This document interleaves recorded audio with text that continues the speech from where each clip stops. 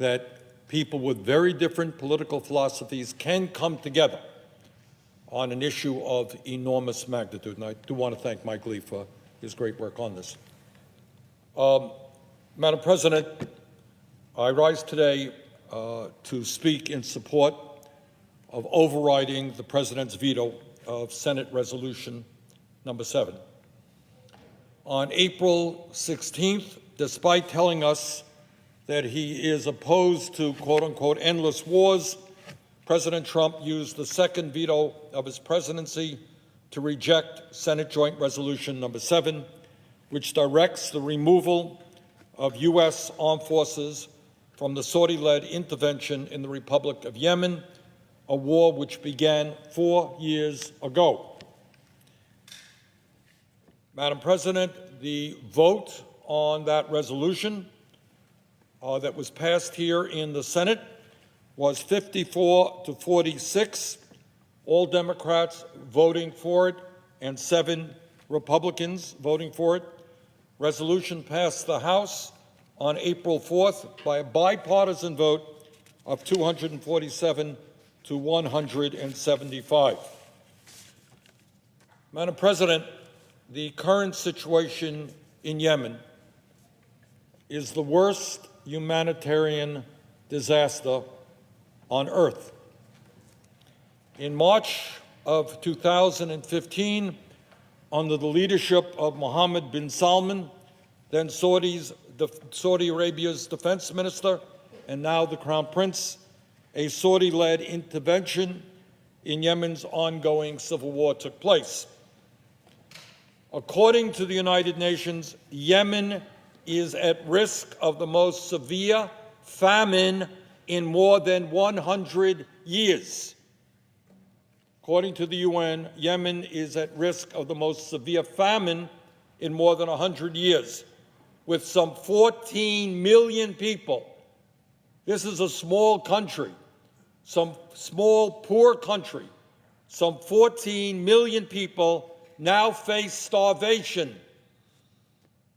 As a result of this war, Saudi-led intervention that we are supporting, according to Save the Children organization, Madam President, some 85,000 children have already starved to death, and millions more face death if the war continues.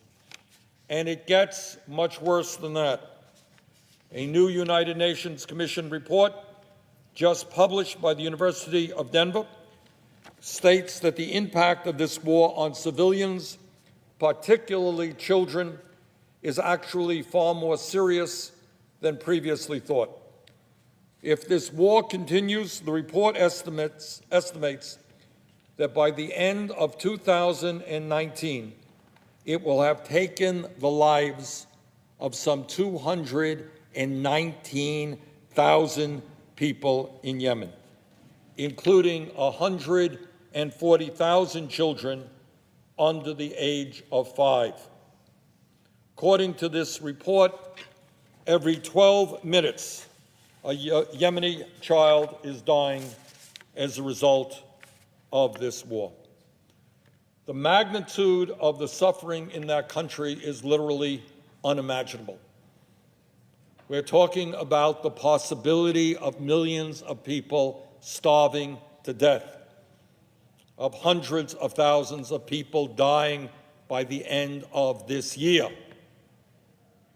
And the fact is that the United States, with relatively little media attention, has been Saudi Arabia's partner in this horrific war.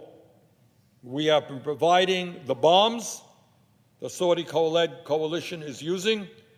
We have been refueling their planes before they drop those bombs, and we have been assisting with intelligence. In many, many cases, our weapons are being used to kill women and children. Late last year, I met with several brave Yemeni human rights activists. They had come to urge Congress to put a stop to this war. And they told me clearly that when Yemenis see "Made in the USA," on the bombs that are killing them, it tells them that the USA is responsible for this war. And that is a sad and tragic truth. Mr. President, the bottom line is that the United States should not be supporting a catastrophic war led by a despotic regime with a dangerous and irresponsible foreign policy. So issue number one, Mr. President, is the horrific tragedy that we are contributing to in Yemen. Issue number two is equally important, and that is that the United States' involvement in this war is clearly unconstitutional. Now, I hear many of my Republican friends claim that they are strict constitutionalists. Well, if you are a strict constitutionalist, voting to override Trump's veto should be a no-brainer, because this war has not been authorized by Congress, is unconstitutional. Let me remind my colleagues who may have forgotten what is in the United States Constitution. Article 1, Section 8 states clearly, and I quote, "Congress shall have power to declare war," end of quote. While the President has the authority over the conduct of war once it has been declared, the Founding Fathers gave the power to authorize military conflicts to Congress, the branch most accountable to the people. Mr. President, under the War Powers Act of 1973, the assignment of a member of the United States Armed Forces to, quote, "command, coordinate, participate in the movement of or accompany," end quote, another country's military during a war constitutes the introduction of the United States into a conflict. Our military involvement in the war in Yemen, which has included logistical and intelligence support, as well as aerial refueling of Saudi warplanes, clearly meets this definition. Mr. President, for far too long, the United States Congress, under both Democratic and Republican administrations, has abdicated its constitutional role with regard to the authorization of war.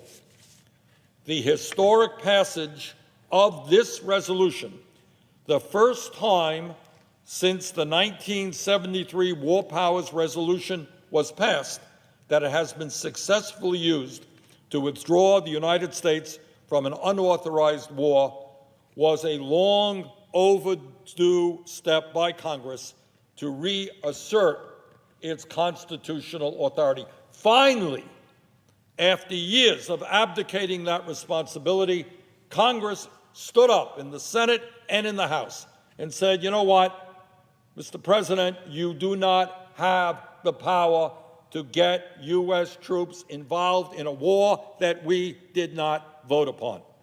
And that is a big deal. Congress is finally doing what the Constitution of the United States mandate that it does. And now, within a half hour or so, the United States Senate must act to protect that constitutional responsibility by overriding the President's veto. Now, I respect that there are members of this body who voted against the initial resolution and that you support U.S. intervention in Yemen for one of a number of reasons, and I respect your point of view. But if you think the United States should be involved in the Saudi-led war in Yemen, bring that resolution to the floor of the Senate. Let's have that debate. You explain to the American people why we should be spending significant amounts of money and put American military lives in danger, and why you think it's a good idea. Come to the floor.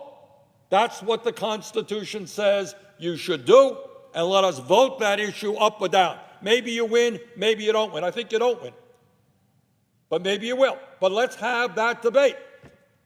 But what is absolutely clear is that is the responsibility of the Senate and the House, and the President alone cannot decide when he wants to send American troops into conflict.